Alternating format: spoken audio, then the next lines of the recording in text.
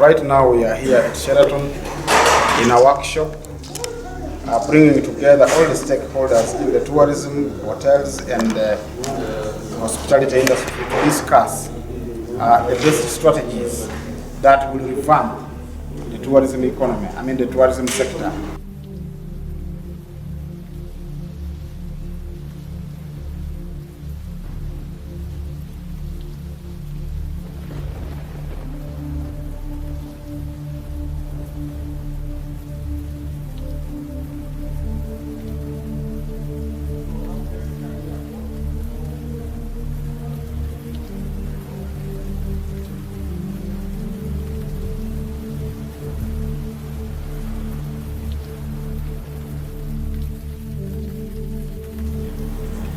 So even their sales cannot be that much without the operation of hotels. And likewise for the supermarkets. The industries themselves, they have cut down workers because they produced too much and it is not being sold. Because the capacity to purchase has reduced drastically due to the measures by the government to control the pandemic.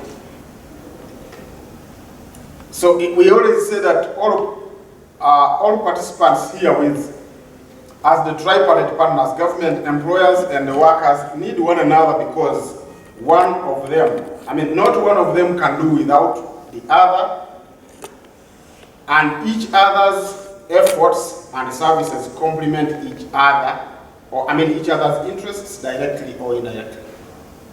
But it's also important to remember that the most important factor of production is labor. And labor should never at any one time be forgotten or treated anyhow.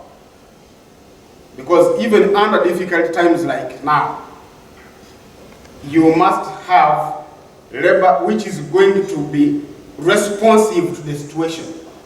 The one guest who comes must leave the happiest. But that is done by the other employee. So it is critical and important that when we are making decisions, when we are making policies, involve the workers, so that they become part and parcel of the decision-making process, and its implementation can thereby be made a little bit easier. So in essence, we expect the following outcomes. Is for us to share information on our sector and the current topical local and international trends obtaining from our sector, and also the international and external opportunities and challenges that have come, including the COVID-19, that is the obvious now, then the operational strategies and actions that jointly we can develop to guide the sector development in a manner that is responsive to the necessary local and international topical issues of significance to our sector. And we need to position and develop positions and or resolutions geared upon stakeholders in future engagement and consultation on the sector development on all matters of common interest. If we fight together, it is easier to win than when you position yourself alone. Our government colleagues here, certain times they do things in the interest of those who advise them.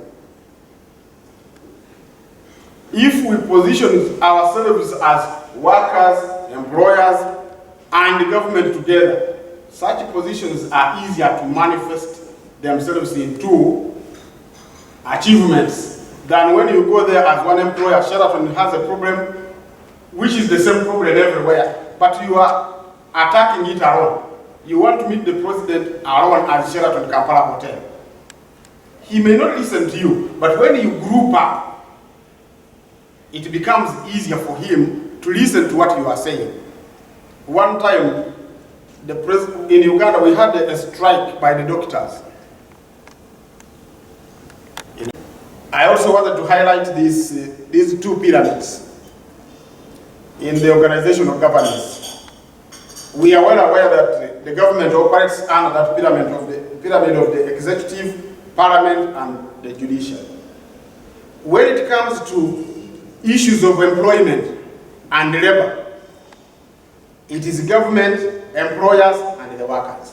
So that coalition must be realized at all times in whatever we do, if we are to move steadfast in making decisions that help everybody.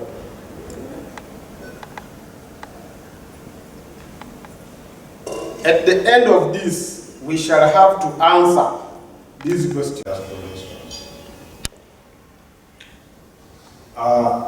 This is the address of the minister, which I really don't want to I just have to deliver it the way it is so that you receive the message well. Honorable ministers, honorable members of parliament, representatives of IUF, representatives of ministries, departments, and agencies, distinguished leaders of labor unions, leaders of HTS union, distinguished leaders of professional associations and hotels, ladies and gentlemen. It is with great pleasure that I join you to discuss strategies to revamp the tourism hotel industry and mitigation of COVID-19 effects on the sector. I hereby take this opportunity to thank all the employers and workers' organizations for the efforts made to maintain employment relationships amidst the challenges of the COVID-19 pandemic. The COVID-19 pandemic control and preventive measures have brought in a lot of challenges in the world of work. So efforts like this today become very crucial in helping to develop strategies for mitigating the effects in the sector. As you all know, the Household Survey report of 2016-17 estimated the working age population of Uganda to be 19 million people, and out of which 10 million are the labor force. Secondly, the National Labor Force Survey 2017 revealed that only 19.5% of the labor force are in the formal employment, 19%.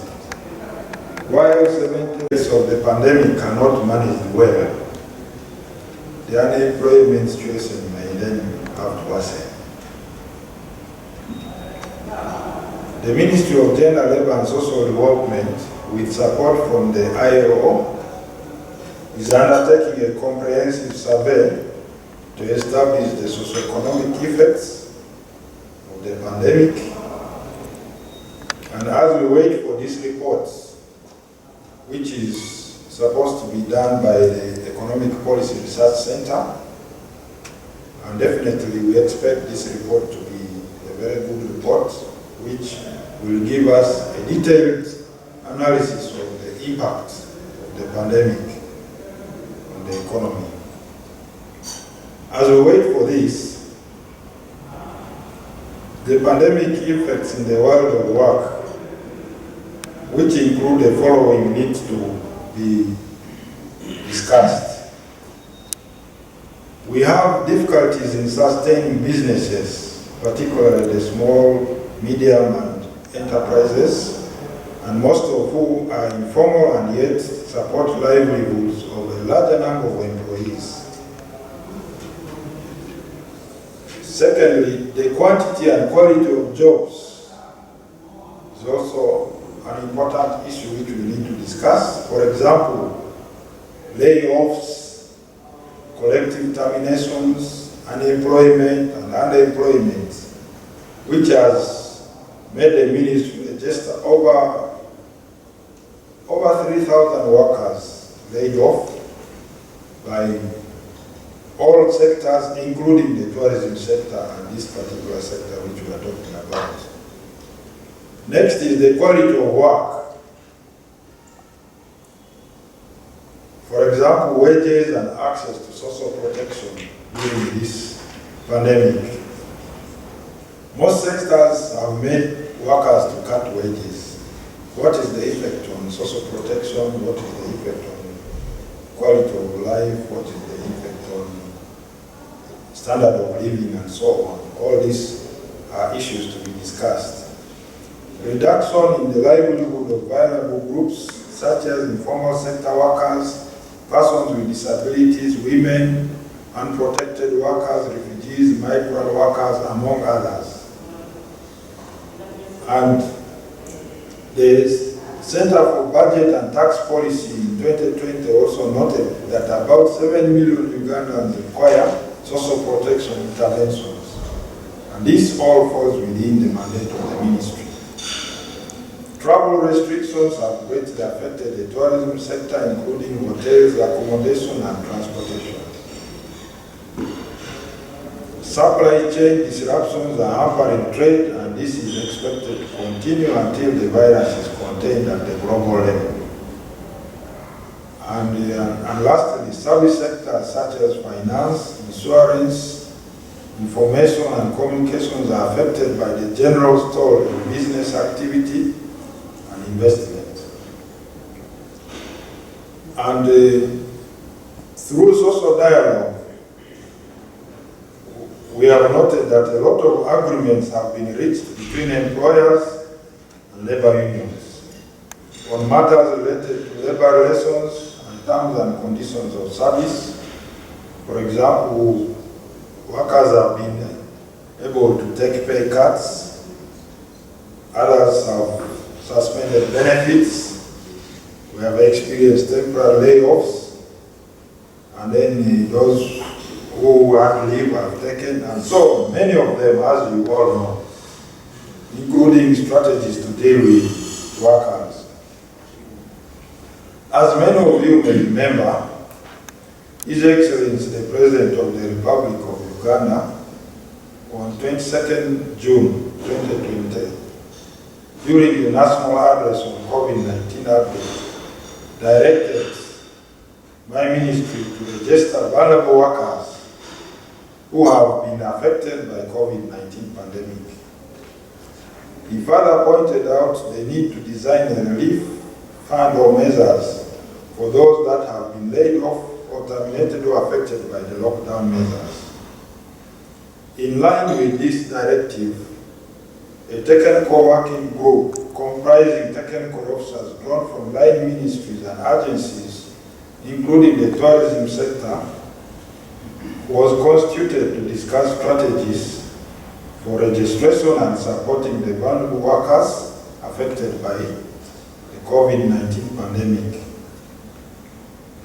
2 management information systems designed have been approved by this team and is ready for rollout, and the workers and the employee organizations have been part of this process. And as I talk now, there is a meeting going on to present the same tools to another group. Some of you, I think, are in that meeting already. And the tools are expected to be rolled over so that we can be able to register all the vulnerable workers. This meeting is therefore timely since the outcome will automatically feed into the ongoing processes of the Ministry for Emergency Relief Fund and measures for COVID-19 affected vulnerable workers. The following guidance was also provided by the Ministry to manage the employment relationships, and these have continued to remain as follows: that any cost-cutting measures regarding employees should be carried out in accordance with labor laws, collective bargaining agreements, and the employment contracts. And employers opting for collective termination are required to strictly follow provisions in the law. Any temporary layoffs should be on agreed terms and not affect continuity of service of the employees.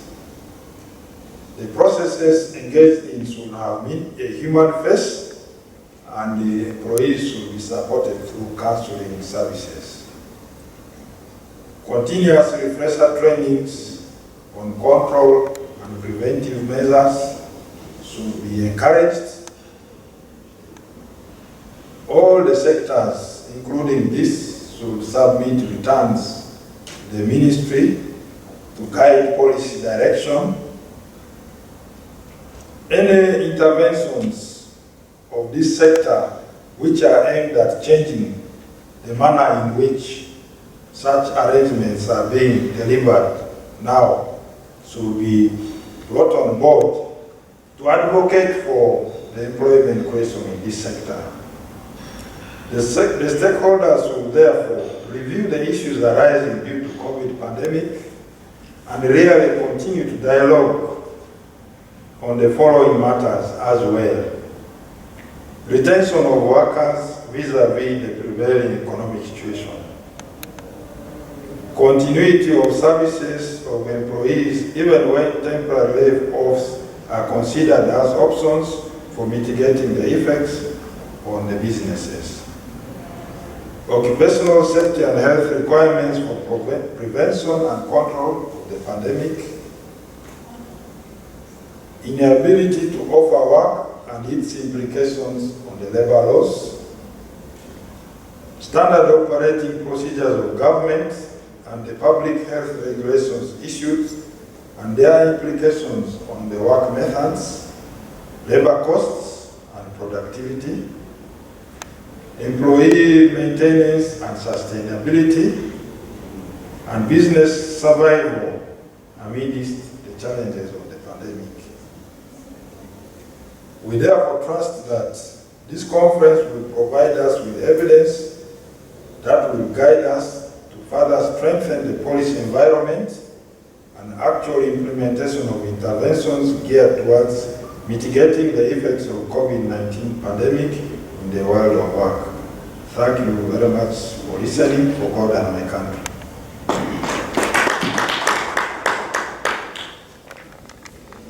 You share that copy of the statement you read with the organizers for just purposes of accountability and to know how to follow up with the minister on everything therein.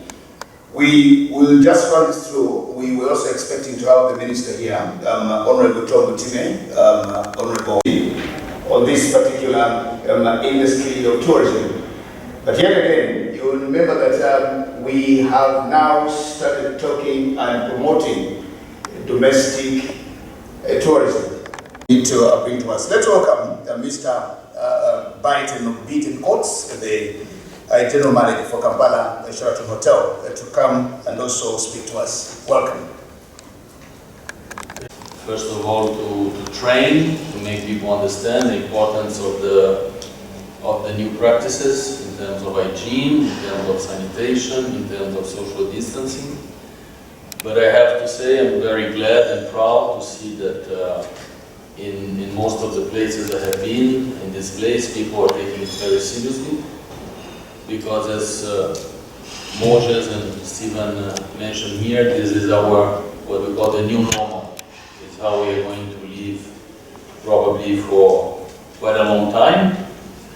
As we know, the virus is still around.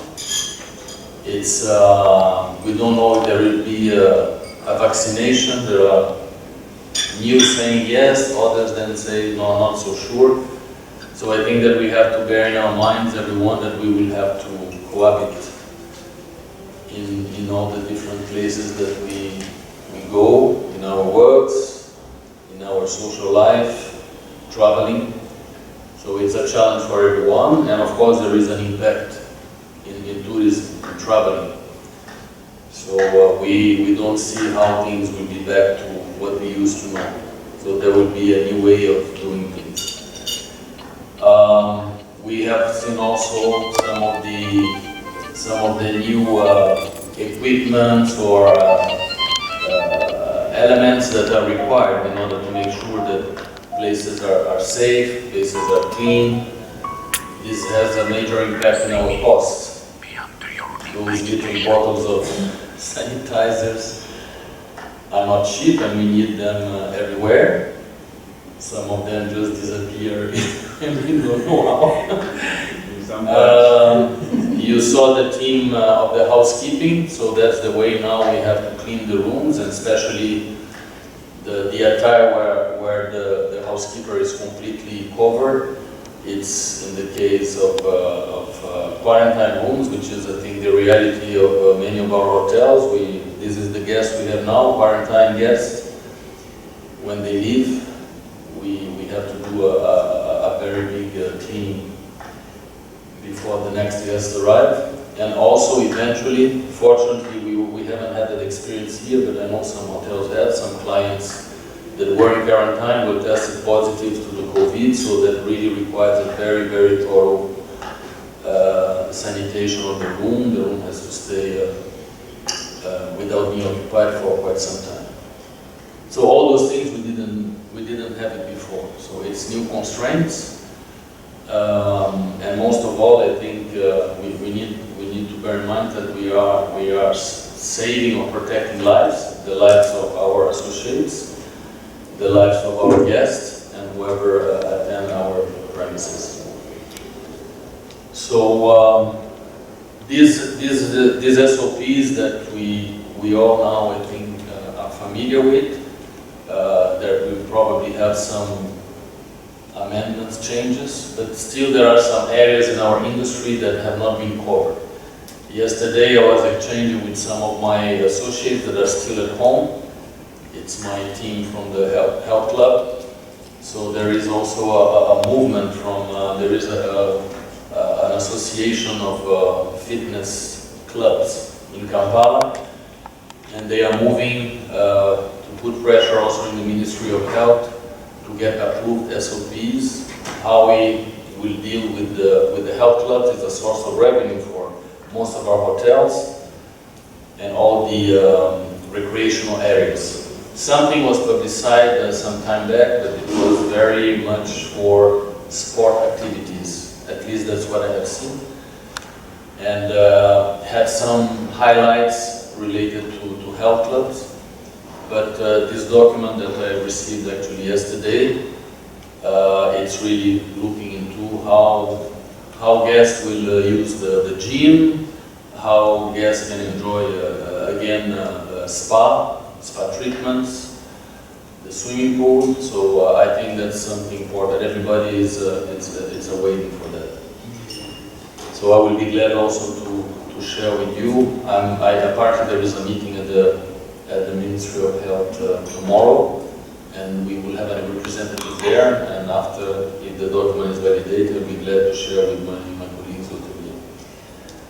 So as I said in the beginning, when I was new, I'm here also and mostly representing YOHO. I'm part of the board representing the hotel chains. So I would first would like to thank and appreciate the work that our chairperson, Madame Suzanne Malesi, and the CEO, Jean Biamugisha, they have been doing for the past 5 months. They have been extremely active. They have been trying to push for a certain number of requests that should benefit our industry. It's a very long journey. I know some of you have contacted me. Sometimes you were not receiving always the information, but I believe that now things are better because there are some forums that have been created, and I think that most of you now are present there. But I can say that we have met several times, and especially I would say that one very important part is all that is related to taxation, to support for hotels, financial support. We have had more than 10 meetings in the Ministry of Finance in order to discuss these matters. The bills are ready, they have been submitted to Parliament, and we are expecting responses. Among that bill, one of the points that Stephen was mentioning, it's a request that the waiver for VAT that already exists apparently for hotels upcountry, that the same benefit is extended to urban hotels.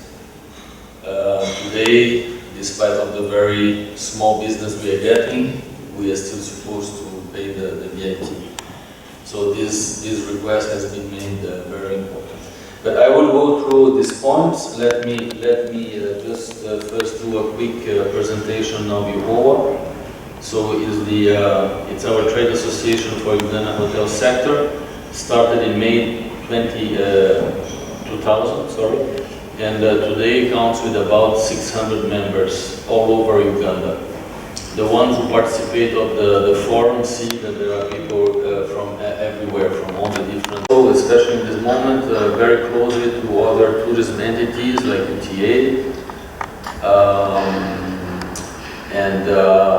and some other tourist association related to tourism. There is Tugata, there is the association of people that work with artworks, those trade, the markets, tourist markets.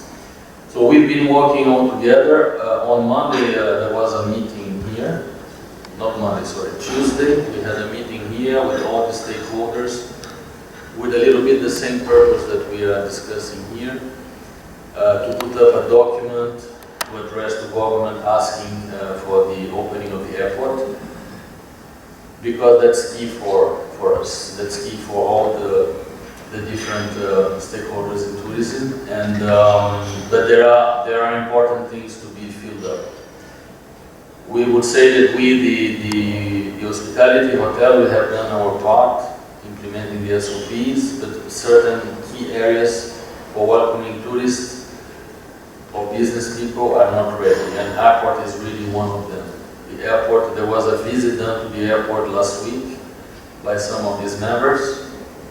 It includes also the Association of the Airlines. Madame Jogi Iragwa is the representative, and she's also on the board of UTA and on the board of UHOA. So they visited, and the airport today has no conditions to welcome. Like most of you might have seen some videos on how the airport in Dar es Salaam, how the airport in Kigali, and now how the airport in Kenya have prepared themselves to welcome people in COVID time. Unfortunately, this is not the reality at the airport in Entebbe. Today, quarantine people are arriving, and they are being hosted in tents, and they wait from 3 to 4 hours before they can leave, and being directed to the hotels of their choice. These tents have no air conditioning, so there is a moment it becomes extremely uncomfortable. The airport itself, the one that we know how much space they have. Keeping social distancing, keeping people safe, it's very challenging.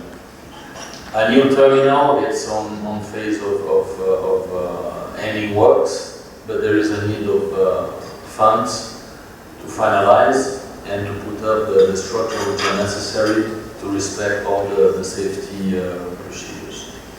So this is what people are working very much into. So airport, I would say, is really the key thing. The second key thing is the transportation. Today, the companies that are doing the transportation for the Ugandans or the residents from airport and being taken to different hotels are not respecting the social distancing. I mean, you find those buses with overcapacity. I mean, not overcapacity, but people are sitting one beside the other. It's not what it's supposed to be. And these buses, they tour for us. They go to different hotels in different areas of Kampala and surroundings. So people sometimes they land at the airport at 3, 4, 5 o'clock in the afternoon, and they reach the hotels at midnight, 1 o'clock in the evening. So it's very tiresome. We cannot work like that, especially if we're talking with tourists. The other challenge with tourists also, if we impose the quarantine of 14 days, so people will say, oh, I'm going to do business or I'm not going for leisure, but if I have to be quarantined, I will not go. So certain countries now have put up in place systems where people are requested to do the test, COVID test, before they travel, and the airlines are playing an important role. Then when they arrive to destination, they show that they are COVID-free, and eventually they do a new test in the destination, but then they are somehow free to either to visit the country, they are tourists in leisure, or to do business with people. 14 days of quarantine is just saying for the person, nobody will come to Uganda and wait 14 days and then start working, and then maybe going back has to do the same. So again, we've been working together with several entities. So I mentioned also UTA, Ministry of Tourism, that all have a very important role to play.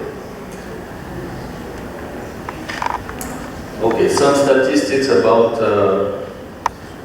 what is the industry. Tourism Marketing Master Plan knows that Uganda has over 3,800 hotel establishments with over 250,000 rooms and 300,000. There's over 250,000 people, employing slightly more women at 58%. So it's a lot of jobs. I think that you were saying that the total labor is 10 million? When you were mentioning your figures, that's what I heard. 90% of the employment in the hotel industry, in the tourism industry, is the hospitality sector. So we are really a very key player. Sectors employ mainly the youth, 18 to 30 years old, of age, 77%. This is a country of young people, and it's very important that we give opportunities to the young generations and that we prepare them. And I would say most of us, we are schools, even if they go for hotel schools, universities, they learn is practicing. So the role of hotels, restaurants, and other activities in the industry are very important for these young people to really start their career and working and their working life. Kampala has the biggest number of hotels, and we need to have inflows, and to having inflows we need business. So I believe all the colleagues are facing the same. And among the debts that we have are also, and big debts are the taxes, and SSF, all the different contributions. We have all the utilities, the UMEME, National Waters, and also the telecom companies, because they probably did good during all this time. All of us were using much more the phones, the web, the Zooms, all this, but we haven't seen too many facilitation from all these big entities. Some of them gave something, but I would say not enough. The bills are there to pay. And you know how much we pay to UMEME, you know how much we pay for National Waters, and also I mentioned the URA and SSF.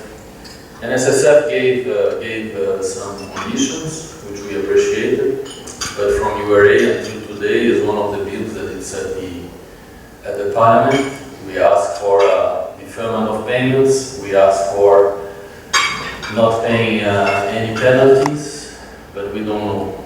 We haven't had any response until today. Loss of employment, it has been mentioned, unfortunately, without gas, we have to send, most of us send our people home. So according to the information from Ministry of Tourism, the 630,000, 90% of the workforce were sent home. Over 400,000 staff were sent on furlough during the COVID period. So I would say that I've been in contact with different colleagues. We try our best to keep a certain support during the first months without knowing where we were going. But now the situation became difficult again because of the cash flows. No, we don't have enough money to pay for all the salaries. So I believe that most of the hotels have their people home in unpaid leaves. How long that will last, still we don't know. That's also something, one of the points I think important to address here. How long can we keep people in a situation of unpaid leaves? Because we don't see the business coming back immediately. Even if the airport opens, the volume of people visiting the country will be lesser. We also have the period of elections. We know that traditionally, period of elections, people wait for taking business decisions, so we will have less corporate business. So we will see business coming back to a certain normality after elections, so in March, April. So that's a very long period. It's 6 months ahead of us. So how we survive, how we resist, how we keep our activities alive for the next months. Besides that, we know that everybody, the little business we have, people, we are trying to catch the bad. We're giving discounts. The rates have gone tremendously down. Technology that was spread in this market, so it's about how we do now how we put in place the SOPs, how we treat these events. So it's a learning curve. New communication channels, so it's also about we are using much more Zoom, WhatsApp, Teams, all sorts of technologies available to communicate. We saw that finally we don't need to meet forcibly.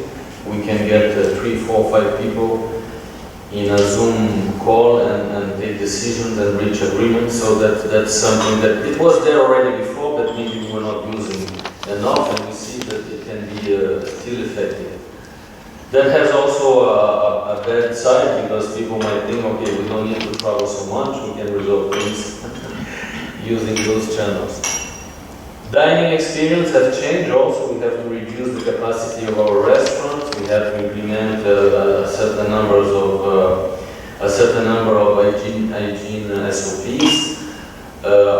Some of you might have seen some videos that circulated showing how contagious in the past was those buffets where everybody's touching the tongs, the spoons, and not only about COVID, about any kind of this. So today we need to have more people behind if you have a buffet, the guest cannot help himself. We need to have people to serve him. That's how we keep safe. And of course, we have also some practices like menus became digital with those QR codes. You don't need to print anymore menus. People can just, with their mobile, approach the QR code and have all the offers. So these are new things that existed already but have been pushed up front. And the cleanliness and hygiene, of course, as mentioned, it's a new world for housekeepers. How to clean the rooms, the public areas, the do's and don'ts. So a lot of trainings, and that was implemented. So this slide you've already seen in the movie. It was just to highlight again the launch of the SOPs. Just a few other things that we have put in place. So that's very much related to Marriott Group and our brand, but some of you I'm sure are doing the same. I saw Bastille Hotel already have what we call the electrostatic sprayers, which is a device to sanitize areas like rooms or public areas. We are acquiring one, it's mandatory by our company. So when you have an area with high intense flow, it's very important to use it. Mobile, so we are using the mobile more and more to communicate with the guests and for the check-in, for the checkout. And there is a technology that is also related to the mobile key. That's an investment that we had planned already. It's about for this hotel it's about $60,000. We had it, but now we have to put on hold. But definitely would be better rather than having those cards that everybody touch. With the mobile key, just after his check-in, he can access the room. But of course, you have to adapt your room lockers for that. In the meantime, what we do, we have put in place a system, and I think other places too. Every card returned by a guest is put in a container, and it's sanitized, and you create another container with the clean ones. The same for the pens. What is very important to bear in mind is what we call the touch points. The touch points is this area that we automatically are touching, lift buttons, pens, menus, things that we have to be very attentive on cleaning, on sanitizing very often. Signages, also in most of the hotels we have done, floor signage, boards in order to indicate how to keep the distancing. Also some shields or some screens, especially at the reception or in certain restaurants, to again protect both the guests and the associate. Most of the associates now are wearing, especially in food and beverage, the gears. And of course, the face mask is mandatory everywhere. Social distancing, and after, of course, very important, the temperature taken at the key points of entrance to the hotel.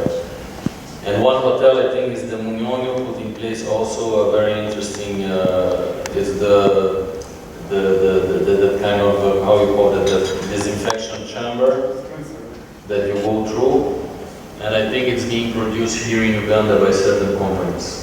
So especially for a big property like that, with a lot of people, we are considering it too, but again, we need to have the money to invest. Just some pictures that you've seen already in that presentation. So just wrapping up, I think I went over my time, apologies. The proposed recommendation to mitigate the effects of COVID by Uganda Hotel Owners Association. So the tax relief, I think already touched on that. Hotels pay 25 different types of taxes and licenses. Many are duplicated, come from different entities. So there is a request made to review that.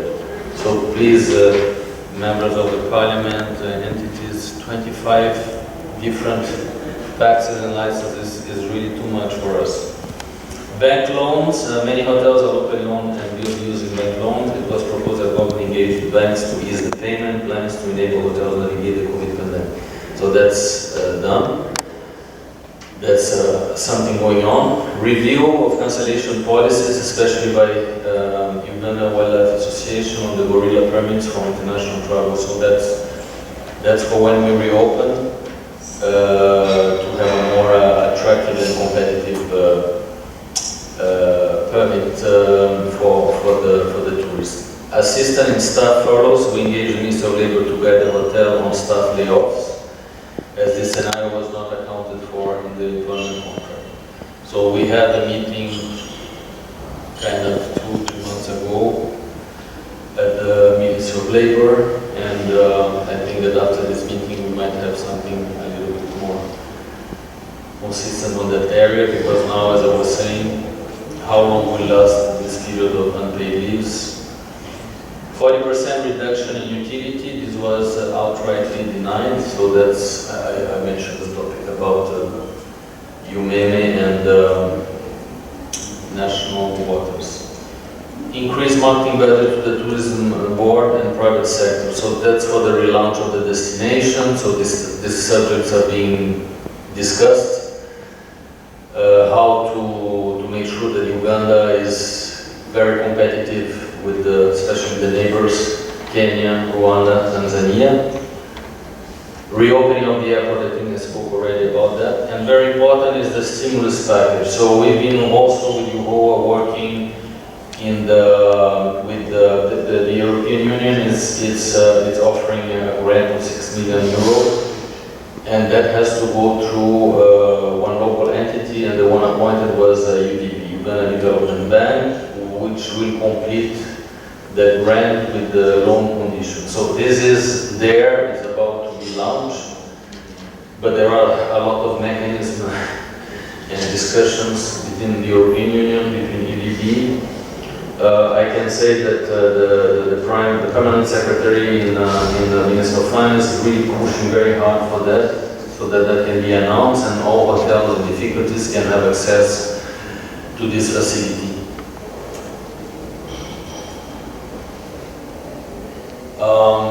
If there is any question, I'll be available. So I tried to cover most of the points. And thank you very much for your attention. Thank you for the opportunity. Ultimately have the solution to all this.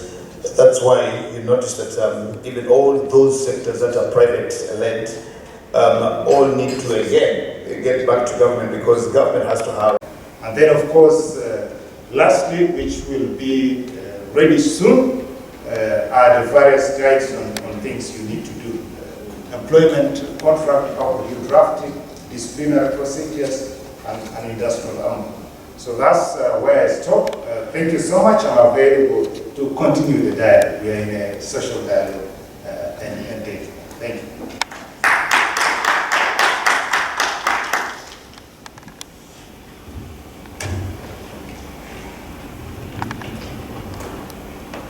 Thank you very much, Mr. Pio. I just hope I didn't rush you through your presentation, but I want to tell you that you've made it very brief, very clear, and very elaborate. Thank you. Because the rest can be done bilaterally. Because the rest, yes, the rest will be done there. I just learned one other concept here today from Mr. Opio. Ask Eric. Yes. In public relations, we also have one called Ask Ida. Okay. Yeah, so today I learned how to ask Eric. So I'm going to marry Eric to my Ida. Because to us in public relations we have Ida, which is attention, interest, desire, and action. And now it gives us the target audience. This is the target picture. That's why learning can never stop or cease. Every other day you have to learn something brilliant or something new. Thank you so much. I'll take the opportunity now. Finish some of the engagements before they again now try to beat curfew before Inanga talks about you tomorrow when you held up somewhere for breaking curfew. We want to welcome our new arrivals, the HR for Serena, Mr. Jude.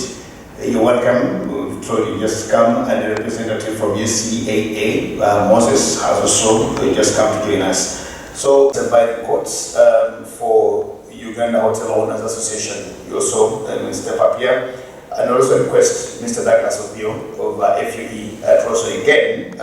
Tourism and hospitality have been one of the leading areas that in this country, because of the income that we earn as a country.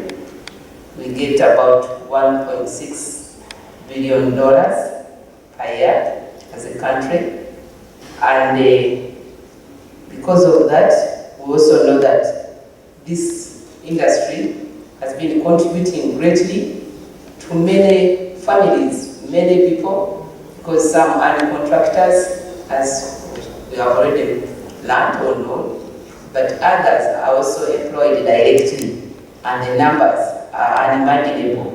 So because of that, I want to say that when the COVID-19 story, I'm calling it a story deliberately, came in, it has had a lot of effects on us. And those effects will leave scars to not only Uganda, but the world over. We are all, the whole country, when you are on the television, you see that all of us have been affected, but those of us who are in the developing countries, the impact is even worse. Why? Because whereas our colleagues can easily be bailed out, the investors, many times you find that for us in the developing countries, even when the bail comes, it comes a bit late. So those are some of the challenges that we are having right now.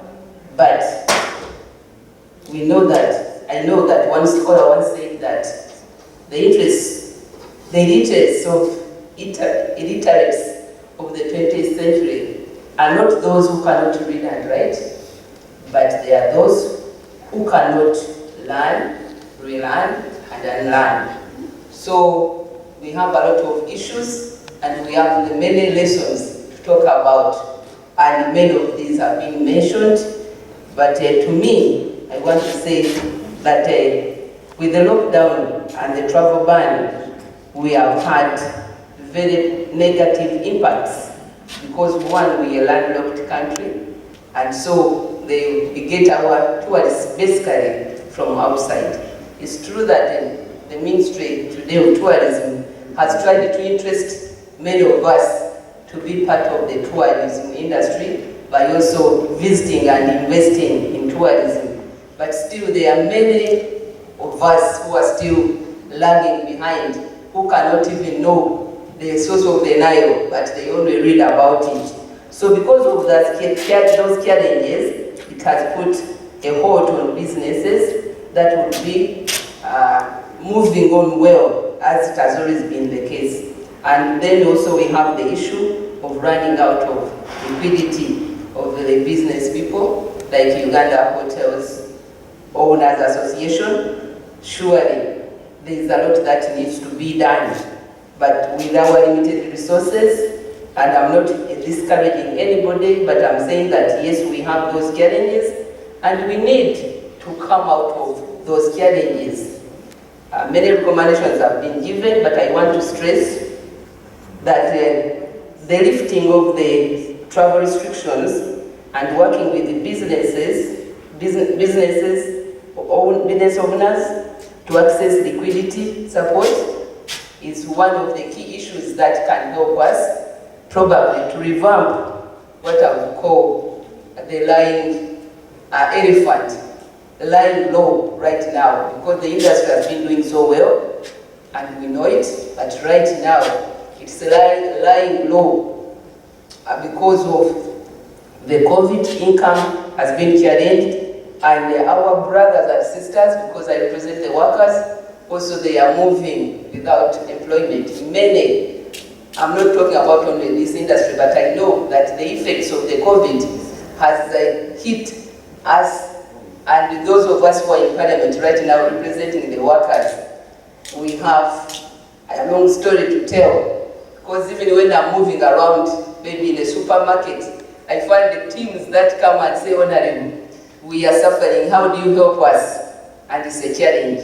So at times I say, okay, I'm going to talk up with the general secretary concerned, but it's not enough. You feel that it's not enough, because also we have steps that we have to climb.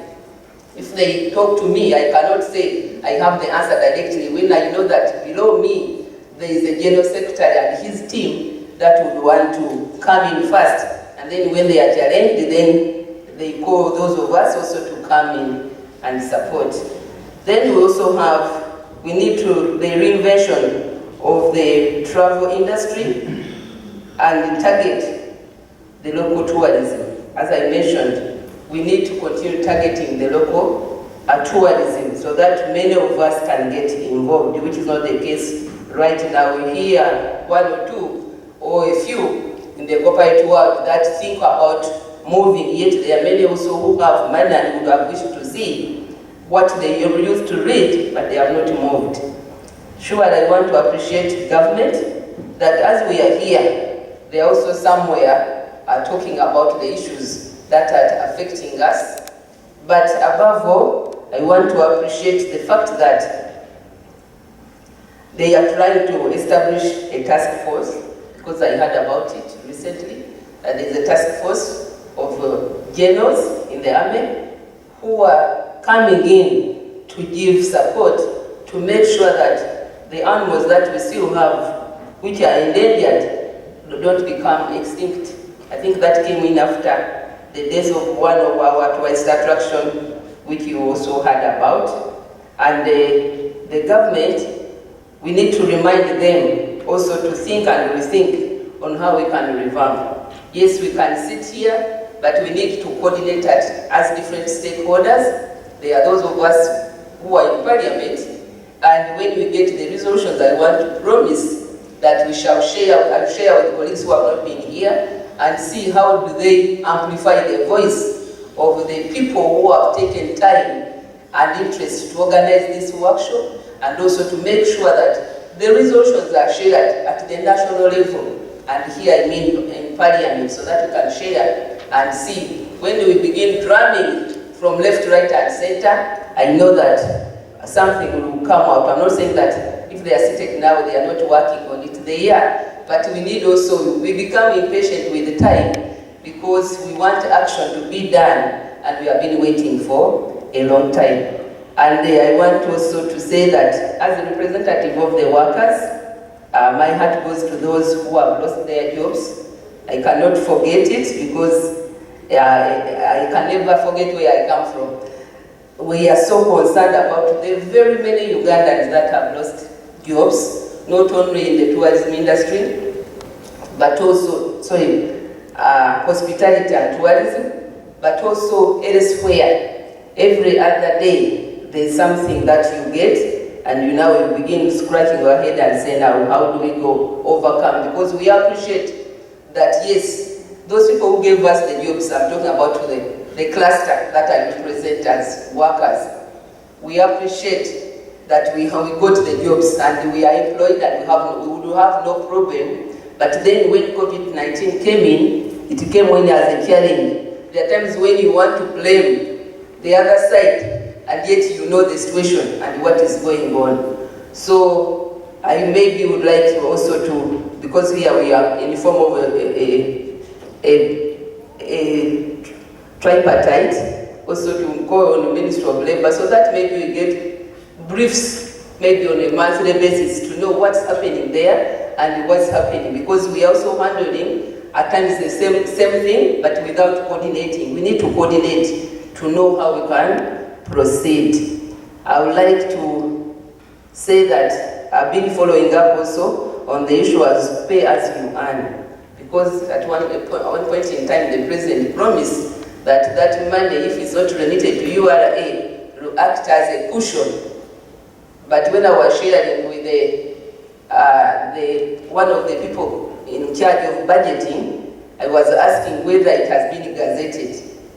And I've not yet got an answer. He told me he will get back to me later on, because without being gazetted or without a formal circular, it becomes difficult to implement. So that's I'm bringing it because I've been following it almost every after 2-3 days. I keep ringing, because at times you don't want to put everything on the floor of Parliament when you can access the people concerned.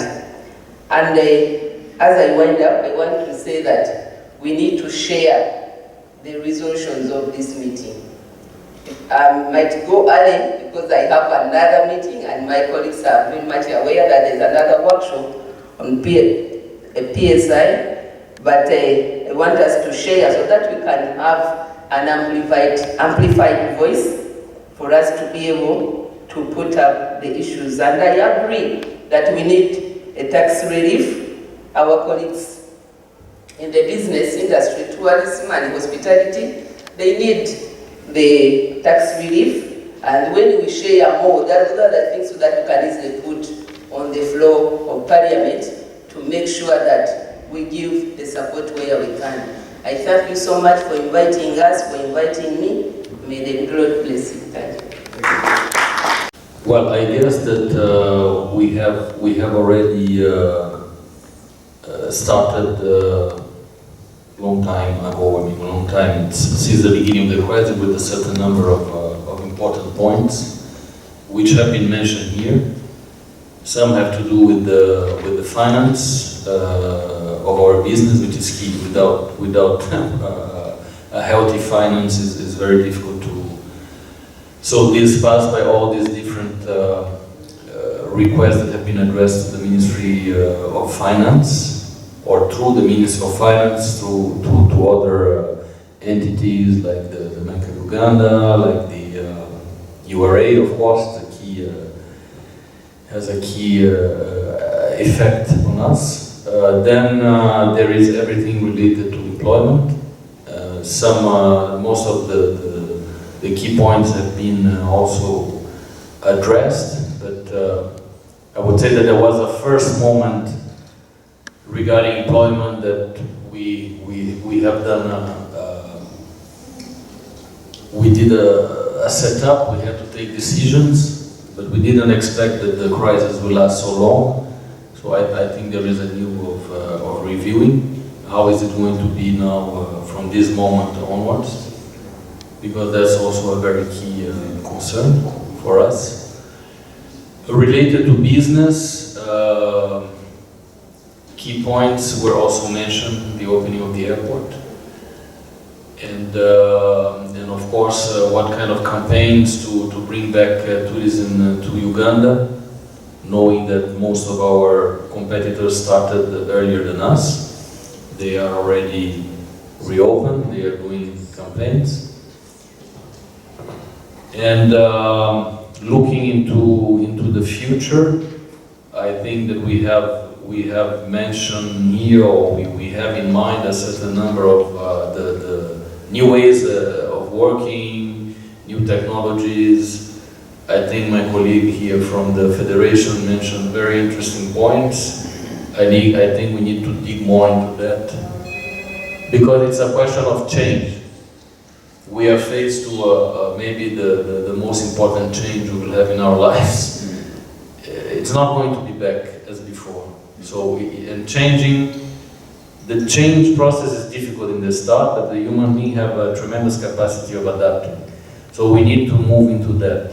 How we work differently, how we do our business differently, and that will give us a certain number of answers to our expectations and how we'll see the future.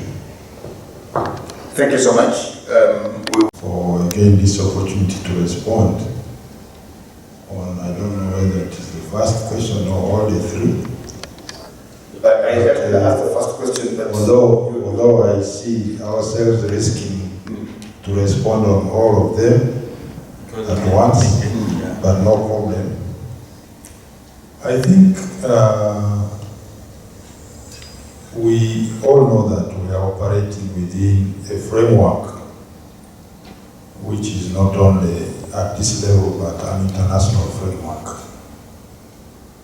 These labor standards which we are talking about, it is developed by all of us as members of the ILO, workers, employers, government, together, including even the laws we have put in place.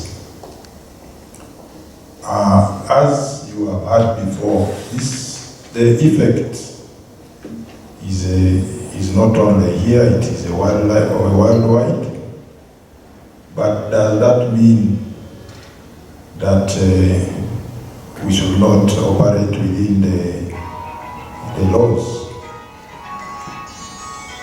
So, as we have emphasized before, and in view of sustainability, skills development, recruitment processes, training costs for an organization, and so on and so forth. Actually, this sector is one of the sectors which has a lot of professionals, and I believe the training costs, if you look at the training costs for some of your experts, they are not just something very small, and it takes a long time to get these people trained. That's why our advice has always been the social dialogue framework which we have, the collective bargaining framework which is in place. Those are frameworks which should be exhausted on how to address. It is true that we are not certain when, how far, or how long will this go. But still, as you take on some of your activities and strategies to mitigate the effect, are you also taking account of some of the organizational costs associated with the staff in post?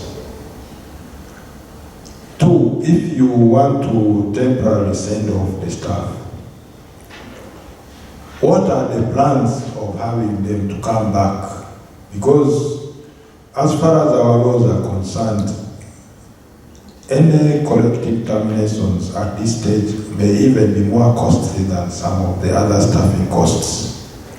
So there is need for employers to balance.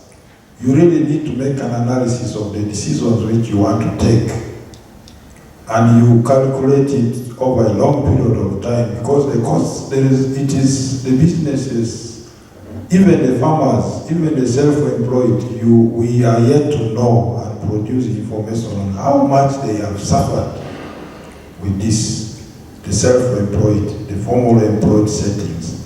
So how do we together sit down and see how to move with this?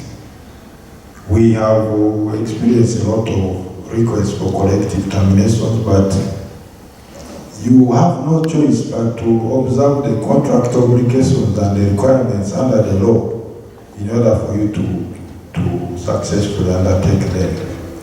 So I think in the meantime, this is yes, what I can say. I thank you so much. I'll only just ask you a few things here later from the presentation that you gave that came from the ministry. Mr. Mgole, let me... All the other aspects and the effects of COVID on everybody. What I will say here is on question number one, how can we mitigate the effects? And it's specific to the government, to the employers, and to the workers. Obviously, whereas the government can get adverse effects, and it has, but it has a hand that can borrow from IMF, from World Bank, from wherever.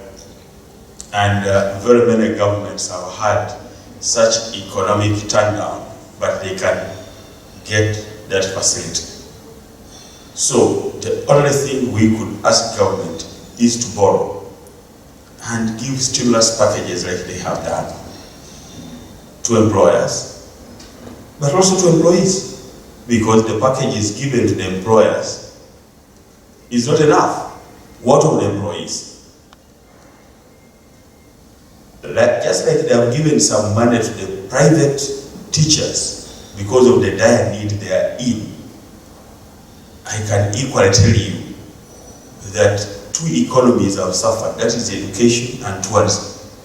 And tourism has suffered most because, as we see, 99% of the workers in tourism are private sector. Private sector. At least in education, others in government. So you may find that teachers are still getting their salaries because the government can. Who is paying salaries? To the employees. So the employees are in a dire problem. The government is aware that the tourism sector is the most hit. The tourism employees get very little salaries. There are very many in the country all over, with over 300,000 facilities. You can just imagine how these employees are suffering. So this similar package should come to the employees within the tourism hospitality sector, because these people are at home. So that is very important. And if I came to the strategic actions, we've been having meetings. Government sometimes gets meetings and the employees sometimes are not involved. Employers themselves also, you can find who hold a meeting and is not involving the workers. Yet we are a tripartite. If we are to mitigate these factors, let us be three. Because when you go as an employer, in fact you are crying as an employer because your business is collapsing. Let me also have my own cry as the employee before the powers that they be together. And in fact my cry is louder because I have more people than you are. And that is the main strategic action we should do. We have collective agreements, just like the Minister of Labour has been saying. Some of them are at a standstill as we talk now. The employer cannot afford. What do we do? Then it means we need a stakeholders meeting, a concrete one, now to handle, because we expected that this problem was going to take around 3 months. The thing has taken 6 months. It's going to take more months. We need to strategically together as workers and employers and government to take an action. And lastly, if we are to look for strategies for recovery, one, our marketing is not robust. We need now to be very robust. We need to launch a campaign, a stakeholder campaign, not Uganda Tourism Board campaign alone. They can't do it now where we are. This should be a stakeholders campaign to do the marketing and have reduced packages in order to win the market back. Open the airport. Let's also, why don't we access these 5-minute testing kits? That's an area where government should invest, so that when a customer arrives, his results can be accessed while at the airport. These other international airports have opened. Yes, these people are accessing their results within 5 minutes. So this is what should be done, other than even doing those other tests, whatever the infrastructure, to make sure that the testing kits which give you results within an hour or so should be available. For me, that's what I can say. But for me, the starting point is the preparedness of the employer for the new world of work. As the ministry has already pointed out, the laws are still the same. They haven't changed in light of the crisis. But for me, it's a bit disappointing because even now, we have had serious rulings. Quite recently, an employer having to pay 1 billion for termination of the services of an employee. Not long ago, the UDP case, again for termination matters, having to even pay the loan of the employee who has been terminated.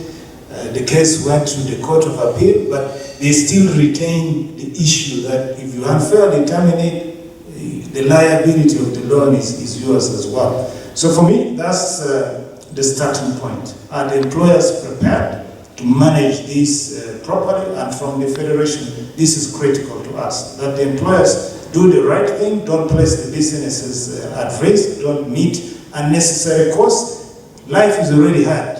We don't want it to be any harder for the employer.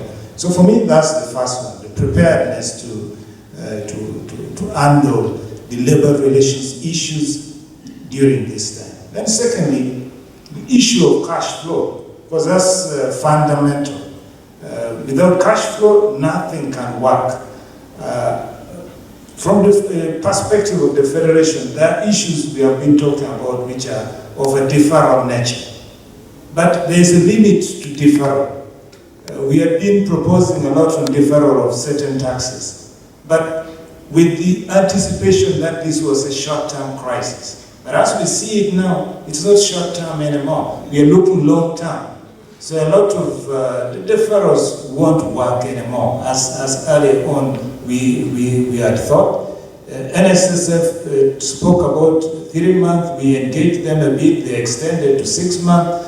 Now, but the situation hasn't changed. The 6 months have already been eaten into, so we need to look at things differently.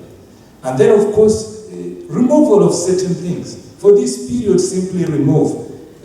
Don't defer everything, because where will the cash flow come? Even if you divide it to January next year, there are already a lot of obligations which has been explained, and to appreciate that businesses play a greater role in any economy. They keep our people at work. But beyond that, we know the entire supply chain. A hotel like this, we are referring only to things being done here. But we know that even deep in the village in Kayunga, the person is relying on the hotel. So if a hotel like this is in distress, thousands of others are in trouble. Even not just the employees here. So they serve a greater public good. Let us not look at businesses as private. And for that, it brings me to the point of issue of loans. Why are we discussing forever, even when the European Union has given some money? I know the interest rate is still high because we are talking about 12 to 16%. That's still rather high. Why can't the government, knowing that the sector has been adversely affected, put in place a facility which should be less than 10% in my opinion, rather than already one coming from European Union with a caveat on it of the rates that you can apply.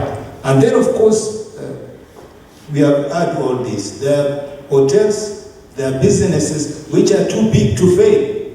I think that's an important approach that the government should take.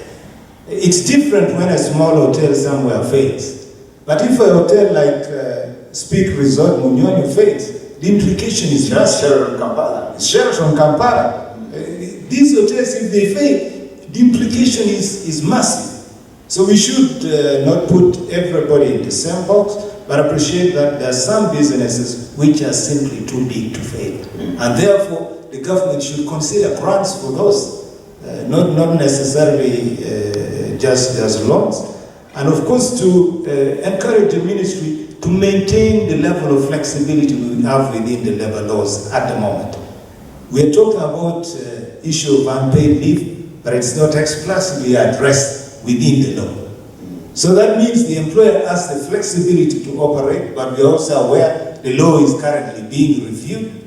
So the government shouldn't try to over-regulate, especially at this time, because I know the complaints are increasing day by day, and the government might be tempted to introduce certain restrictions or to change the law, which is under review, but I would implore the ministry to desist from that, to over-regulate, so to say, given that there's already a lot of problems. And then, of course, from a global standpoint, have in place a clear employment strategy, which at the moment we don't have.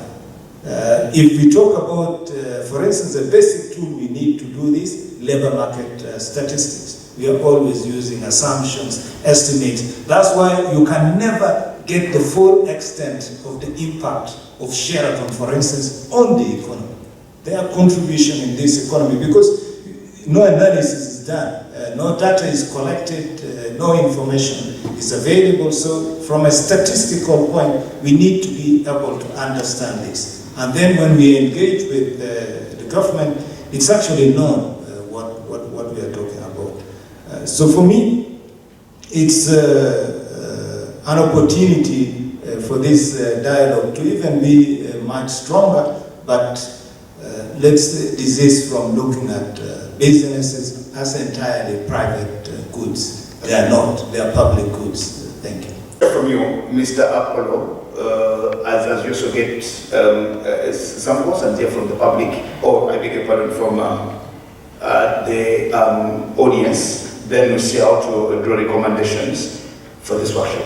I think the same subjects, the key points have been addressed, but the responses, the decisions have not been taken. And we see the neighbors, things, some decisions regarding opening airport or putting in place SOPs, but also decisions being tax relief, support for the labor. We have a bit the feeling that the things are there in the discussion, but nobody's taking really the decision. And the crisis is there. We are struggling, and we will struggle for months. And so the concern is that some operations, some businesses are not more already. Some cannot survive anymore. But more and more we will see hotels, travel agencies, just closing doors forever because we haven't had on-time responses. So I think time for responses is really urgent. Okay. If I have a strong message to pass. Thank you so much. Any question, comments, or recommendation from the audience? Moderator, I'm called Jude from Kampala, Serena. I would just like to voice my support to Mr. Ngwe, what he said about having a tripartite discussion in this situation.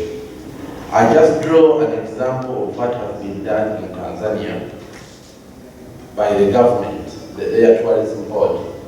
Because of the tripartite discussion and engagement with the government, they were able to come up with a campaign, and that campaign was called Tanzania Unforgettable.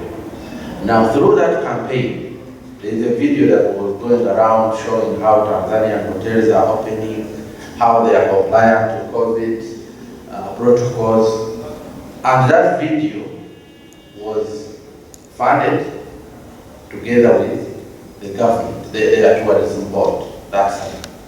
So I believe, like Mr. Mgwele has said, there should be a lot of engagement where government, the workers, and the employers sit on the round table and they discuss. Because as we open the hotels, another point I wanted to raise was about what Mr. Pio gave us as Eric. And my Eric, in this I would look at reviewing the marketing strategies as a tripartite. Because going forward, between now and maybe June of next year, we're going to have a lot of local market. Yes, they open the airport, some tourists may come, some business travelers, but there is a lot going to happen within ourselves, because we have realized that even now, the little businesses that we have is from the local market, the local supply. I may also say maybe to review also the rates, because like someone saying you go to Chobe and you feel like you should have gone to Dubai rather than going the local way. So there is a lot to do also in revising our marketing strategies to target the local market. So those are the few points I felt I should share. Thank you so much. If I may just comment, I'm not a specialist in lodges, but I remember one session here where a representative of the Madlani group, I think Chobe belongs to them, he was saying that they mainly operate only and take it upward to the higher up authorities and present our views that these are our concerns and how best it can be addressed upon. This would be my suggestion. Thank you. Thank you. Right now, my employees that are on property are asking me, Madam, why should I pay LST? Why should someone pay local service tax right now?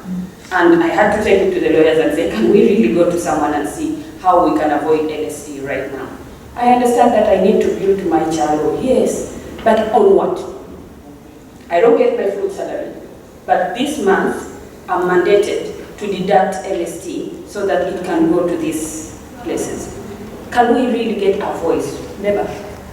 Can you really talk on our behalf? Why an employee who earns as minimal as 500,000 has to go into their pocket and pay local service tax right now? I feel like there are things that are very minimal, but we don't think about for our people. This is a tax that I really, on a normal salary, I still did not agree with it. Imagine now, on my salary cut, why should I agree to it? So that is an employee's voice that questions come every day. We can't all go to the labor office every day and come and say, now they ask this, but everything is about the pocket. As we're suffering as an umbrella of the country, the person themselves are also suffering. So I think some of the taxes are really not it. I appreciate from the labor when we say that our policies are international. But let's remember the fellow in Europe. The first thing they ever did was to have a stipend for every employee that was affected. As a country, Uganda, I do agree, we might not be able to afford it. As we are not able to afford it, let's also challenge international policies when they are being created and put on us. Because at the end of the day, I'm really sorry, if you have a offer to give your people half their pay, I have friends working in Spain who are telling me the company is paying 35% and the government is paying 40%. So at the end of the day, they are taking home 75%. As a HR here, I can only be affording maybe 50%. Where has the government come in? But we are taking the umbrella of international level law.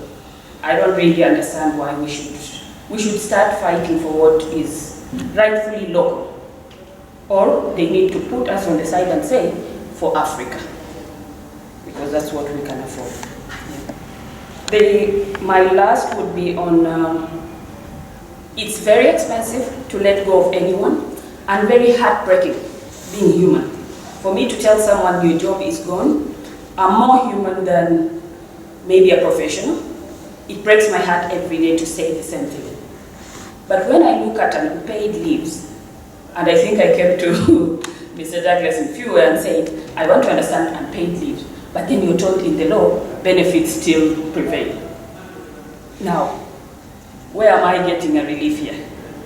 Yeah, as an employer, I still have to remember to keep your leave. So, but at the end of the year, COVID will still be on, but as Sheraton Kampala, I need to pay everyone that have put at home on unpaid leave their leave for 2020. So here I am, I still need to keep the money. No. That's the answer I got from Fuel. No, it's not. I got an answer like that and I was hit on the face. Yeah. So unpaid leave, do the benefits continue accumulating? That is gratuity? Yes, gratuity. Yeah. Yes, so, and then annual leave? No. I need to get that clear Annual today. leave when you're on unpaid leave, it can't accumulate. Annual leave cannot accumulate on unpaid leave. So that, thank you for clearing that, because I have a full documented paper that leave is still. So here I am, if I stop you from working, you've been unpaid for all this long, I have to pay your leave. So that one for me was so much over time. Gratuity that can accumulate. Okay. Zero pay, you can't pay NSSF on zero. If it is at zero pay, you can't pay because there's nothing you're paying out. Yeah. The leave, only leave days accumulated up to that time. Depending on when you close. Up to the time when you send the person away. That leave still stays. Yeah, up to the time. Thank you. Apple wants to also say something. Yeah, he has actually said it, but the emphasis is, if you look at Section 84 of the Employment Act, the leave which, any layoff or leave which is not paid should not break the service. That is what it means. So that at the end of the day, when you are making the person's final calculations, those months which the person has been on leave will really be cumulative enough for the person for you to decide how many months the person has worked, but really not having effects on the payments of leave and so on and so forth. But what I wanted to also say is that one, I am very sorry if I am interfering with your menu, but the issue I want to raise is that one, you will all agree with me that the COVID effects have impacted on all our policies, whether it is tax, whether it is revenue, whether it is employment, or it means we might have to start looking at the policy development processes in a different way, and that's what we have already noted. Two, these discussions on all SSF are timely. One of the directors has said it, and most likely it may also have an effect, and it might introduce in some other new amendments into the bill which is already before Parliament. And three, if you look at our social protection policy, take interest and look at it. A lot of the vulnerabilities which you are seeing now coming up, the policy has taken care of it. you just go and look at it, it is online. A lot of the vulnerabilities and what the sector is looking at is not only employment issues. We have social issues which are too many which have also come. We have many other issues which have come, and we are like developing one response strategy to address all the issues of the sector. Issues of gender violence and so on, which we have not touched. There are too many. Very many other issues. So really these policies are international policies which you are talking about. We have contributed into the development, even ourselves. We are part of the policy making process at ILO. It is not those people, it is even us. We are included with these people here, you see, who go there annually. So I just wanted to clarify that. Thank you. Thank you so much. One or two more questions. General Manager Golf Course Natal. Very small, I'm going to keep it brief. It's just a few observations that I've had over the last few weeks. We are a small operation, but as Golf Course Holdings, we employ a lot of staff. So, you know, I think we still have a big part to play with the employment in Kampala. One of the issues that came up with COVID, unfortunately, is what I call the COVID facilitation fee. So a lot of people making a lucrative business out of COVID, unfortunately. And I don't know if I'm the only person experiencing that, but there seems to be a lot of people that want to talk to you as gentlemen, and they want to discuss some facilitation fees to get certain processes done or sped up, or, you know, you can choose either to go the normal way, or you can pay a fee to do it the quicker way. So that is quite frustrating. We also need to remember that Kampala, we're based in corporate, not tourism. Tourism is not really going to help us much unless Kampala is promoted and marketed as a tourism destination. At the moment, we rely on the corporates, the private sector, the small businesses, everywhere around the CBD. That's what we rely on. So if they suffer, we suffer indirectly, and I'm talking definitely, specifically on the accommodation sector. The third thing is infrastructure currently, and lawlessness on the roads. It's killing the CBD. I'm not too sure what the current plan is and what the reasoning is. One of our hotels at the moment is closed because of the current infrastructure. And it's been taken, there's no feedback, there's no comments, there's no advice as to what's happening currently with the infrastructure. Obviously the current curfew is not helping, but at least it's now 9 o'clock. And then lastly, I agree, I think the NSSF is quite oblivious to a pandemic currently in the world, because they're still, demanding payments, and at the moment we have to look at paying a salary versus paying a salary plus NSSF payment. So it's making us very difficult, and we would like to know what the NSSF bill was discussed and what the outcome is of that as well today. Thank you very much. Thank you very much. Available at the Federation to facilitate some of these processes. If you find it difficult to move certain things around, we are happy to do that, and there is no charge for that. Our staff would be available to help, to move to the offices, whether it's URA or to engage with NSSF, we are available to do that. But we recognize corruption as a major issue. Recently we have established a presidential CEO forum. We would actually like to have an annual forum with the president, meeting him twice at least a year, for CEOs to present certain issues directly to the president, because that also came to us. Sometimes you are blocked basically to raise your issue. You have no way to engage the president. We will have that opportunity. Hopefully, maybe next year we will have the meetings taking place, but already this year, actually this month, we'll be meeting the president. And then, secondly, on the infrastructure, I think this is a lobby area for us. Personally, I wasn't aware. The business disruption, of course, sometimes we assume the business is being compensated for lost opportunities, but I hear you very well. It's something we need to engage with UNRWA also on it, and the Ministry of Work. So for me, I take that as a new lobbying issue. So thank you so much. Yes. A number of questions have been raised about NSSF. Though I'm not the spokesperson of NSSF, our de facto spokesperson is the chairman board.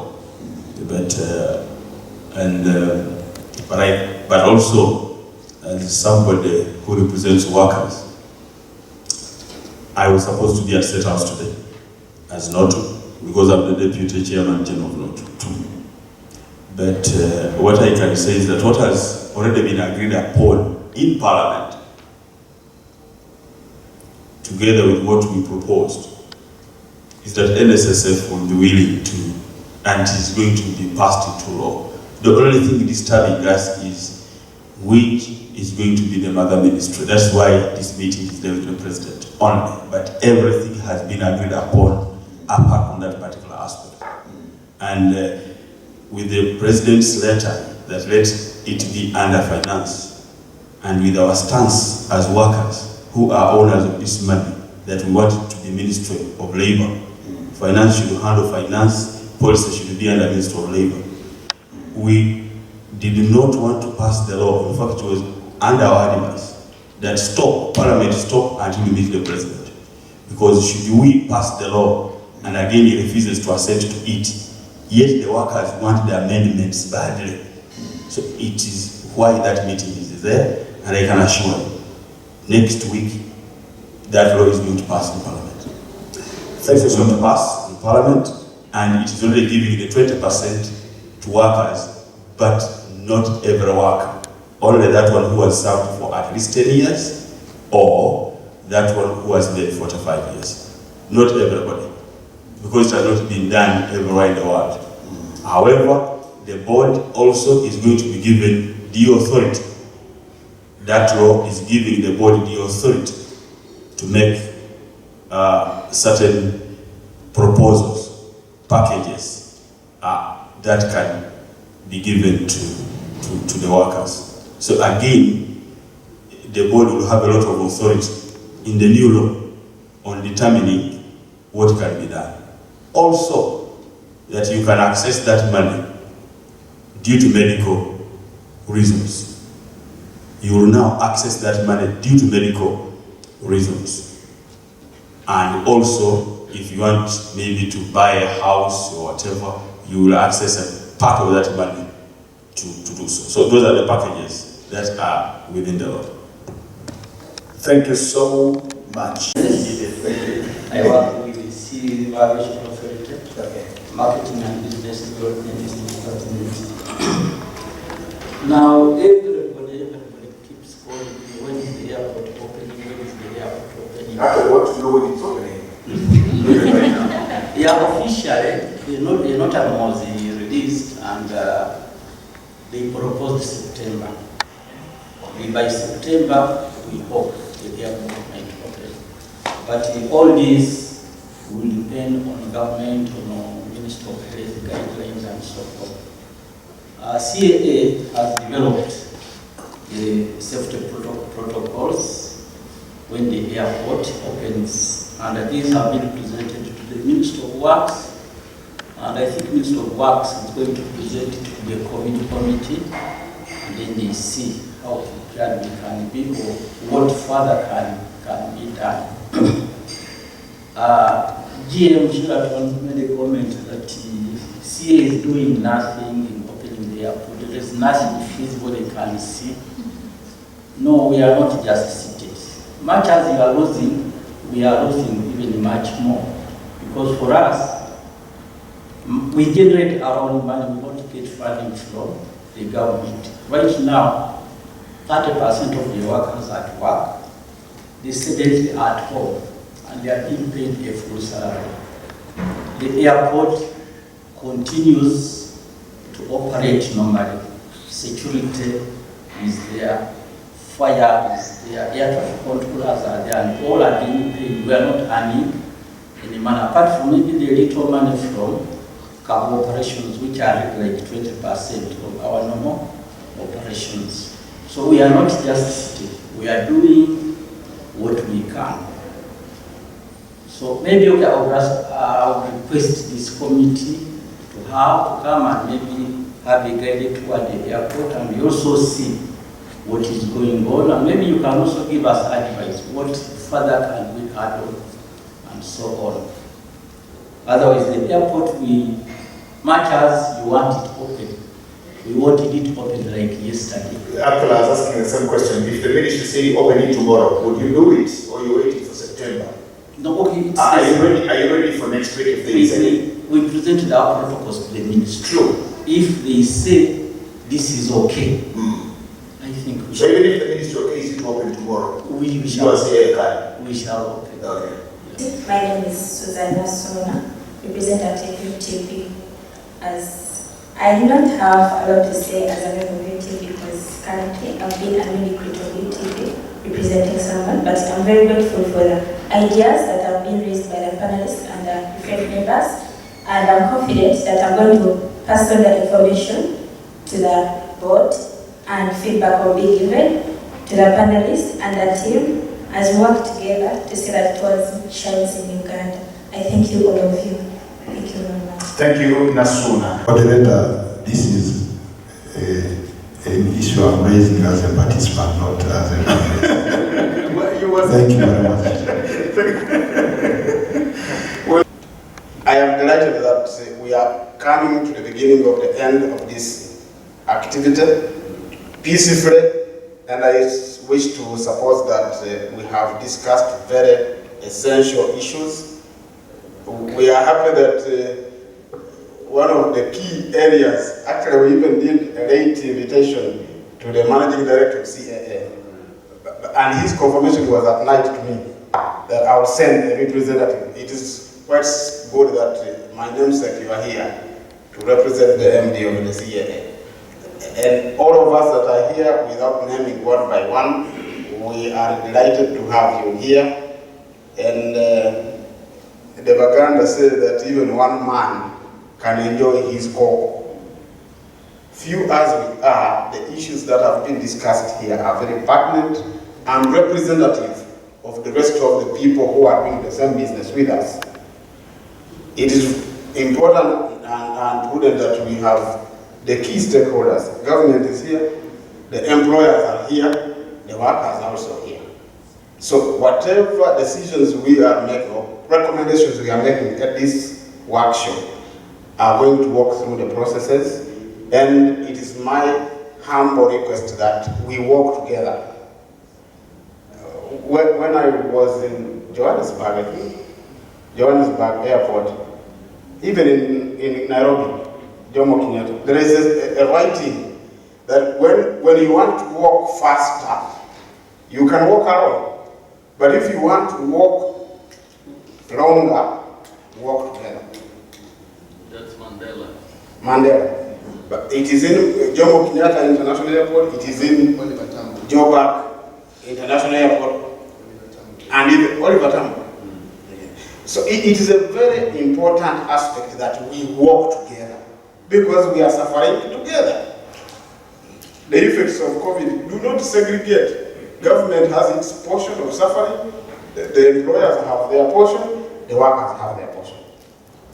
And nobody can blame the other. But if we don't manage these things together, now the blame game is going to arise.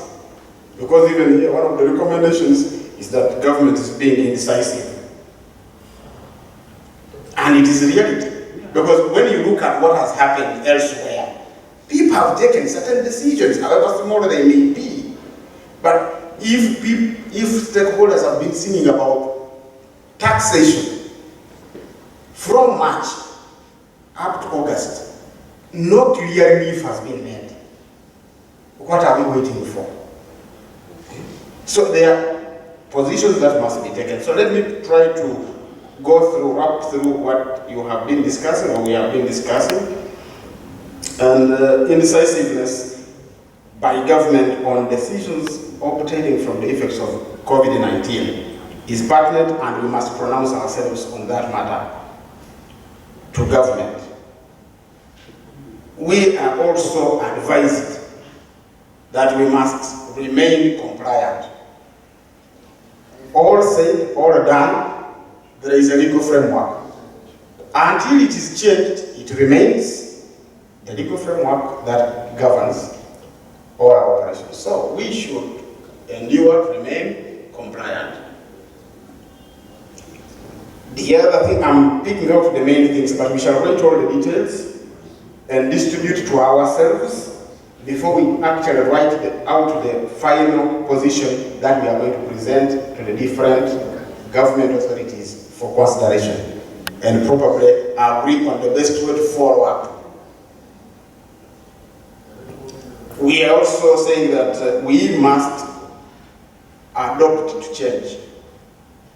All of us as stakeholders, we must adopt to change.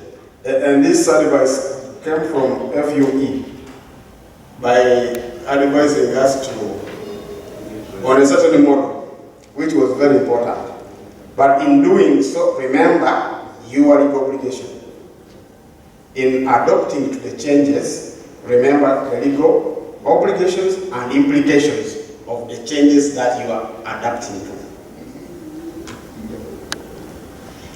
The other is that Uganda and the companies, especially in the tourism sector, must position ourselves in the wake of competition under COVID-19 effects. If we stay back waiting while our neighbors are doing certain things, then we shall end up totally losing it out. So if you see, copying is a very good option. Even in school, if you copy and you are not seen, you pass an exam. It is part of an exam. So let us copy the good things other countries are doing. We are also going to be forced to adjust our rates for the services that we are offering. Because apparently, in adjusting to what we are doing, we are now relying on the local business whose capacity and practice to paying big bills is a pain. So we need to adjust some of the rates that we are offering to our clients. The other is considering hotel facilities, especially the giant ones, not only as a private sector, but public service goods, for which support must be considered. The other is providing the available resources, because government has been asking for resources to support the crumbling businesses, but it is not getting to the end user. So they must fast track the process to make this money reach Sheraton Kampala, make this money reach Kampala Serena, and whoever is meant to access it, other than keeping it for us while we are continuing to suffer.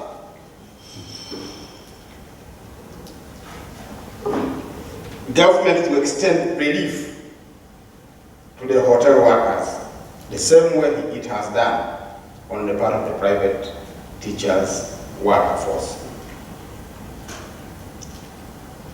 To practice the parties, the partners and actors within the tourism sector, to practice adequate involvement of partners, the key partners, especially the tripartite partners, like Mr. Government was intimating. But to some extent, we don't see this practice. It is agreed as a principle, it is known as a principle, but in practice, we are not seeing it happen. For us as a union, if we are organizing such an event, we are inviting everybody without segregation. But when government is causing some of the meetings, they leave out some of the people that are actually very pertinent. The other is management to prepare better on how to manage the obtaining situation from the COVID-19 effects. As you make decisions, make sure that the decisions that you are making are not going to make the company income or costs, either now or in the future. And this has been discussed, especially in respect to the issue of terminations. It has a very big financial implication. But the other question is, for how long shall people be on unpaid leave? It also brought in the issue of the legal framework not being static. We are aware that the Employment Act is before Parliament for review. And at this point in time, we may not need to rush, but engage the stakeholders to think out adequately on how best we can incorporate issues that are relating to pandemics or natural calamities to be covered or observed by our laws. Because now, right now, many of the provisions of the laws have been made redundant. And there are no options in the law that are written that when a calamity occurs, this is going to happen. It is not clear in the law, apart from a very small section, 48, in the Employment Act. A very small section which does not cover all the parameters of what this pandemic has done to the employer and the workforce. So it is important that we also have to consider some previews on the labor laws that govern us. There is need to engage in definite research to get empirical information on what exactly is happening. That is why, in arranging this, we wanted a manager who is on the ground. We have been rubbing shoulders with Bittencourt here almost on a weekly basis on what is happening at Sheraton, because Sheraton is the mother of all hotels. However big your hotel can be, for Uganda, this man is happy. This name was, this company was named after him, or he was named after this. Apollo. This is Apollo Corporation. Sheraton is borrowed, but the real name is Apollo. So, Sheraton is Uganda. The second is Serena, much as the names can change, because most of the government things are done there. The conference center is where. So you cannot look at these companies and think that they are privately owned, so it is impossible. So it is necessary that we make resolutions in respect to support, direct support to some of these entities. Now the other is Peak Resort Union. It is partially privately owned, but also government has shares in Peak Resort Union. So are we going to say, laissez-faire, whatever happens, we shall catch up later? But there are also other decisions that are being made that are very pertinent, and they involve a lot of finances. It is important that we focus on the giants and the most essential in the tourism sector.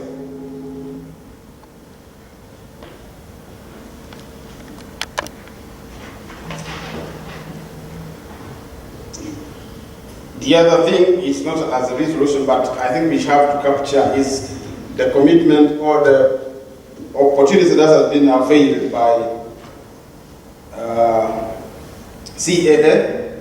We can form ourselves into another group to visit CAA and see what is happening at the airport for further actions. The other one is the question of noise making.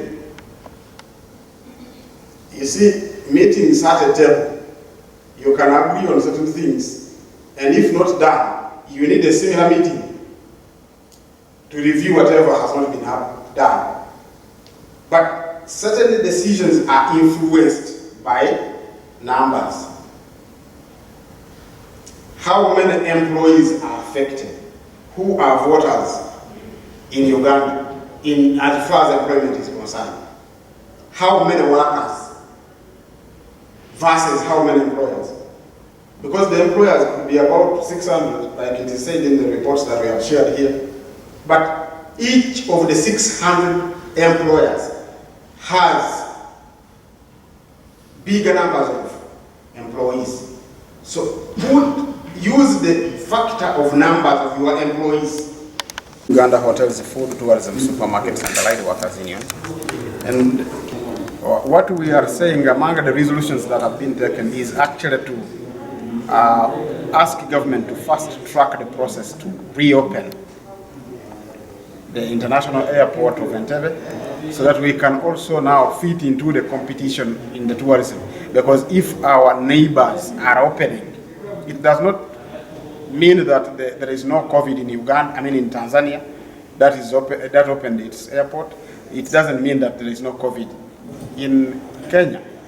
Those countries also have COVID prevailing. Likewise, we want to implore government to do everything possible to ensure that our airport is also opened for inbound and outbound flights.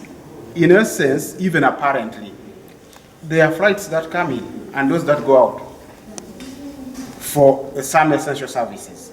Likewise, let them heighten the SOPs, fast track the processes, and we get this international airport also open so that we can favorably compete within the region, because we have similar facilities that people look for. We have similar issues that the international community is coming to address. So if we continuously say, for us, we are fighting COVID and we cannot open the airport, we are blocking opportunities for Uganda. And yet we want Uganda to survive. With or without COVID, Uganda will still continue. We appreciate that COVID is a very serious pandemic, and government should be applauded for the efforts they have put in to ensure that they control the spread, but it is also important to have business opportunities to save the crumbling businesses in the tourism sector, and also the very many employment opportunities that we are losing. We have empirical figures, but from the practice, as a person who is engaging with different company managements to negotiate the terms of employment apparently, I do not see many of the organizations making any profit this year. Every organization is talking about survival and not profit. Because even the industries themselves, where we imagined that they would be doing very well, they are actually not doing very well, because the purchasing power of Ugandans has drastically dropped. And I want to tell Uganda that you cannot think that tourism sector is a simple issue to deal with for the case of the economy called Uganda. Because once the tourism is affected, if the hotels are not opening, the person doing farming has very serious issues. Because you can imagine how many kilograms of beef hotels buy each day if they are at full operation. Because there are times when we have over 20,000 guests at Sheraton, for example. We have over 40,000 guests at Kampala Serena Hotel. How much beef will those people eat? How much products of chicken, how much vegetables will they use to, how much matoke? All these agricultural products are mainly sold into hotels and at exorbitant prices. The example is when COVID-19 started, the lockdown was pronounced. Within 2 weeks, a tray of eggs which was sold at 15,000 to hotels dropped to 5,000 shillings. Because the giant in purchasing had gone down. Milk, the price for milk dropped from 2,000 shillings to about 200 shillings in the villages, because the consumer of milk is a hotel. They are restaurants. This has affected even the bars. When you pronounce restriction on gatherings in hotels, even Nairobi breweries is not going to sell, because the weddings would call for about 2,000 invites for one wedding. I one time attended the wedding in Mnyonyo, where the invites were 4,000 people for just a wedding, and how much beverages were consumed by the 4,000 people. And now from 4,000 to merely 15 people for a wedding. So do you think that Nairobi breweries, Coca-Cola, and Bell breweries are selling more today because they are industries? When there are restrictions on businesses in the hotel, they cannot sell. And most of them, their sales have dropped beyond 50%, less. because of these restrictions that have arisen. So this is a very serious problem. We appreciate, but government must now begin to think how we best live with this virus as we do business. Otherwise, time will come that even government will fail to pay salaries to there because people are not paying taxes. They have no income. The turnover is extremely low, that most of these businesses, if we continue in this situation, may have to close down because they cannot break even. You talked about the issue of instead of deferring payments. Yes. For example, We have discussed and agreed is to actually request government to become a little more decisive on some of the things that have been discussed over a long period of time since the pandemic came about. Because people have been saying, the stakeholders in the tourism industry, the hotels, that we have so many taxes and licenses that we pay per year. But now, these are licenses that we pay for a year, but the services have been stopped for more than half of a year. So it is important that we agree that government temporarily scraps some of the taxes completely for some time to allow businesses to struggle and survive until such a time when they are able to meet their operational costs and also begin thinking of earning profit, which is now a nightmare for any business to claim that you are going to earn profit in the year 2020. thank you.